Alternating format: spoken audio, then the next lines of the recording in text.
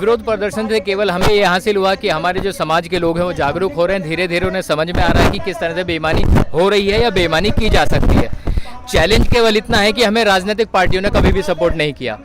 आज राजनीतिक पार्टियां खुद आप समझ सकते हैं, राजनीतिक पार्टी कार्यक्रम कर रही है, अब इन्हें समझ में आ रहा है, क्योंकि जब पूरी तरह से लुट चुके हैं, पिट चुके हैं, तब इन्हें बात समझ में आ रही है। उन्हें उस समय समझ में नहीं आ रहा था जब हम ये समझा रहे थे कि ट्रोजन क्या होता है, तब हम समझा रहे थे कि कंट्रोल यूनिट में किस तरह से गड़बड़ की जा सकती है, प्रोग्रामिंग कैसे की जा सकती है, ECIL और BEL के एंड पर किस तरह से गड़बड़ हो सकती है, तब तो ये लोग जागरूक नहीं हुए थे। खैर, देर आए दुरुस्त आए, मुझे इस बात की खुशी है एटलीस्ट ये राजनीतिक पार्टियां धीरे धीरे समझ रही हैं, और एक प्लेटफॉर्म पर अगर ये सभी राजनीतिक पार्टियां आ जाएं तो मुझे पूरी आशा ही नहीं अभी तो पूर्ण विश्वास है कि भारत में EVM को बंद किया जा सकता है, पर शर्त इतनी कि सभी राजनीतिक दलों को एक मुद्दे पर एक मत होना ही होगा। 21 विपक्षी दल इससे पहले भी सुप्रीम कोर्ट से मांग कर चुके हैं चुनाव आयोग को लेकर के, लेकिन सुप्रीम कोर्ट ने उनकी मांग को खारिज कर दिया। चुनाव आयोग कई बार डेमो करके दिखा चुका है कि EVM में कोई गड़बड़ी नहीं है, कोई गड़बड़ी नहीं की जा सकती है। दो बातें आपने कही, एक तो चुनाव आयोग गड़बड़ी कर सकता है या नहीं कर सकता, EVM में गड़बड़ है या नहीं।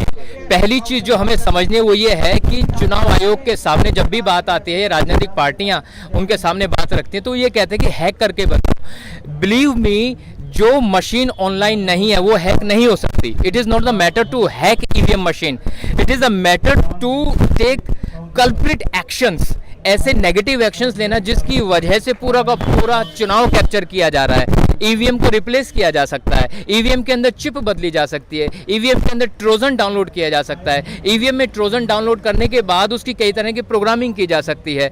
इवन एक चीज़ जो मैं मंच पे बताना भूल गया, आपको बताऊंगा, ध्यान से सुनिएगा, बड़ी अच्छी बात है, इस बारे में कोई ध्यान नहीं दे रहा।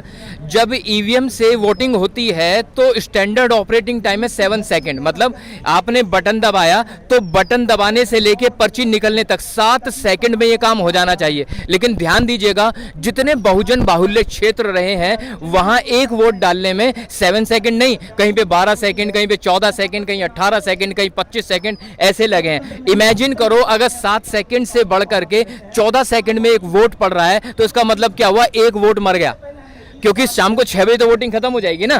तो स्टैंडर्ड ऑपरेटिंग टाइम काउंट करता है एक वोट को, लेकिन इस बारे में कोई चर्चा नहीं कर रहा है। तो अभी राजनीतिक पार्टियों को समझ में आना शुरू हुआ है। तो जो 21 विपक्षी दल गए भी हैं ना, तो उन्होंने EVM या EVM का सिस्टम उसको लेकर बात नहीं की।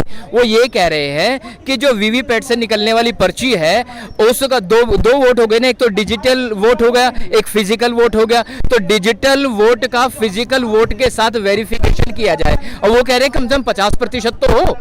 लेकिन चुनाव आयोग और सुप्रीम कोर्ट की मिली भगत के चलते हुए तो सुप्रीम कोर्ट ने कहा कि हम ये ऑर्डर पारित नहीं कर सकते। तो वो वाली बात VVPAT और डिजिटल वोट के वेरिफिकेशन की है, वो इस संबंध में नहीं है कि EVM को बंद किया जाए, केवल काउंटिंग का है। That's it. सत्तापक्षी BJP ये कहती है कि ये विपक्षी दलों की जो है बौखलाहट है, हार है, और हमने देखा कि गठबंधन की महागठबंधन की कुछ सीटें भी उत्तर प्रदेश में निकली हैं। ऐसा है, थोपड़ा साफ कर दोगे तो पूरा भरोसा हो जाएगा ना कि EVM में गड़बड़ है। आप थोड़ा 4-5 महीने पीछे जाओ तो पता चलेगा कि कांग्रेस को विजय दिलाई गई थी 3 राज्यों में। 3 राज्यों में विजय बड़े किनारे पे दिलवाई गई है, और वो जानबूझ के दिलवाई गई है ताकि लोग इस बात पे भरोसा करें कि EVM में गड़बड़ी नहीं है, EVM का सिस्टम अच्छा है, इस वजह से कराई गई। लेकिन अब ध्यान दीजिएगा, आने वाले समय में कांग्रेस के 3 राज्यों की सरकारें खतरे में हैं। अब ये जब चाहेंगे उसे गिरा देंगे। लोगों का भरोसा EVM पे बना रहे, इस वजह से पहले उन्होंने उनको जिता करके दिखाया, और अब हाल देखिएगा कि पूरी तरह से जैसे झाड़ू लगा दी उन लोगों ने। लेकिन हाँ, थोड़ा सा विपक्ष इन्होंने बचा के बाकी रखा है। वो जो थोड़ा सा जो विपक्ष है वो इसलिए रखा है ताकि लोकतंत्र की थोड़ी सी इज्जत रख ली जाए, ताकि लोगों को ये पूरा भरोसा ना हो कि EVM में सेटिंग हो सकती है। आप ध्यान से सुनिएगा, राम माधव BJP का नेता है, राम माधव, जो RSS का बहुत बड़ा नेता होता था पहले, आजकल BJP में वो कहता है कि 2047 तक हम राज करेंगे। अमित शाह कहता है कि हम 50 साल राज करेंगे। इतना कॉन्फिडेंस कहां से आ रहा है, कैसे पता चल रहा है यार?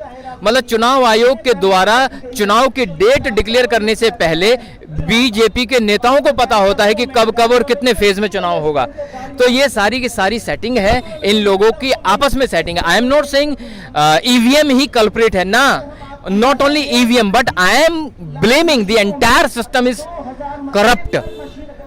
चाहे वो चुनाव आयोग हो, चाहे सुप्रीम कोर्ट हो, और चाहे केंद्र की सरकार हो। एक आखिरी सवाल, आप कह रहे हैं चुनाव आयोग सुप्रीम कोर्ट की मिली भगत से ये हो रहा है और सत्ता पक्ष बीजेपी चाहती नहीं है ईवीएम हटाना, तो फिर आप कैसे ईवीएम हटा पाएंगे? जनता का साथ मिल गया तो सब कुछ संभव है।